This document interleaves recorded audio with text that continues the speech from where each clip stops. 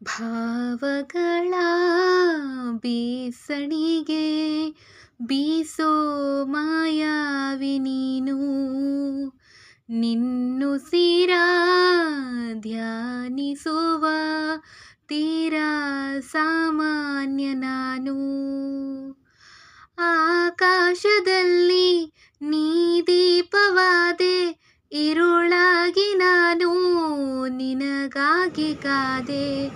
ಈ ಮೌನಕ್ಕೀಗ ಮಾಧುರ್ಯವಾದೆ, ಹೊರತಾಗಿ ನಿನ್ನ ನಾ ಖಾಲಿಯಾದೆ.